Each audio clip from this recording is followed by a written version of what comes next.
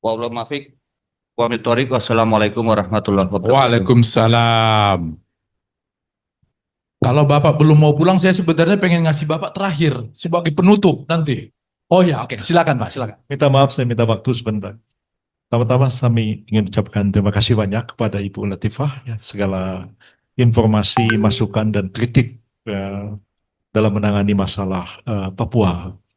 Saya kira kalau Gus Dur dulu membentuk apa namanya Kementerian Negara Urusan HAM dengan mengangkat Pak Hasbullah Saad sebagai menterinya, saya kira Pak Prabowo sebenarnya sudah tepat mengangkat menterinya ini orang asal Papua dan punya background aktivis HAM termasuk juga pernah ini dan concern pemerintah dalam menangani Papua ini dalam beberapa hari terakhir ini sedang mendiskusikan untuk memberikan satu penugasan khusus dari Presiden kepada Wakil Presiden untuk percepatan pembangunan Papua.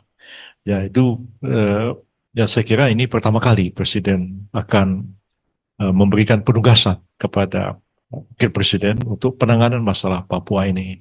Karena memang sampai hari ini belum ada penugasan khusus dari Presiden dan biasanya itu dengan Kepres ya. Kalau Pak Kiai Ma'ruf dahulu diberi tugas untuk pengembangan ekonomi syariah oleh Pak Jokowi dan sekarang ini akan diberikan penugasan bahkan mungkin ada juga kantornya Wakil Presiden untuk bekerja dari Papua menangani masalah ini dan saya pikir ini concern yang tentu tidak hanya spesifik pembangunan fisik, tapi juga termasuklah penanganan masalah-masalah HAM dan bagaimana aparat keamanan kita menangani masalah Papua. Dan saya kira parameter HAM itu sudah harus kita lakukan dan kita tegakkan. Yang lain, meskipun sekarang kementerian bentuk, tapi itu tidak akan tabrakan dengan Komnas. Komnas sudah punya tugas sendiri. Kementerian HAM itu sendiri. Dia tidak punya kewenangan investigasi seperti Komnas melakukan apa pengumpulan fakta dan lain-lain itu diserahkan sepenuhnya kepada Komnas. Tapi ini internal pemerintah dalam rangka pemajuan dan perlindungan HAM sebenarnya. Karena kementerian ini baru saja dibentuk, jadi masalah anggaran ini juga masih masalah karena memang sangat terbatas anggaran Kementerian Koordinator termasuk Kementerian HAM ini sangat terbatas anggarannya karena memang anggarannya masih menggunakan anggaran dari pemerintahan yang lalu dan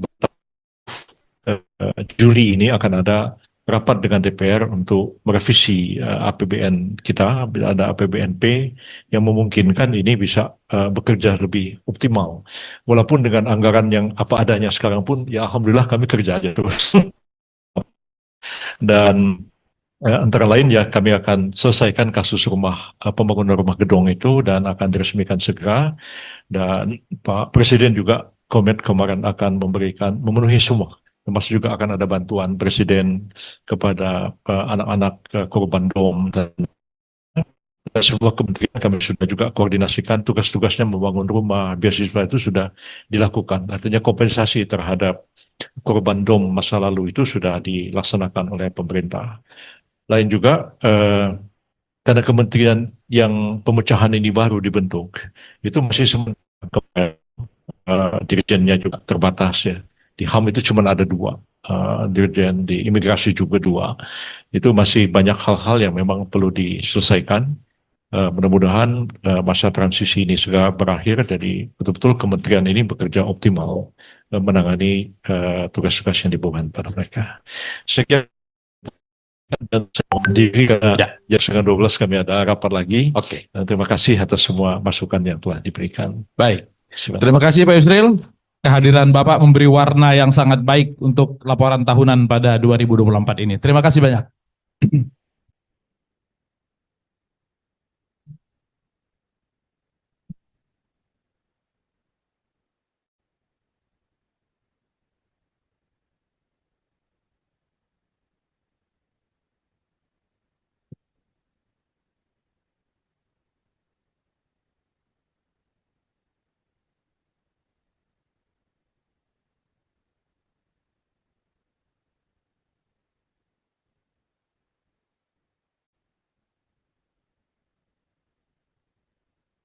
Baik, Bapak Ibu sekalian, tadi jawaban dari Pak Yusril menjawab Pak Nurholis bahwa tidak ada perbedaan antara kementerian, tidak ada perbedaan antara, tidak ada perselisihan, antara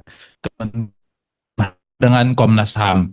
Dulu berbeda sedikit waktu siswa masuk barak.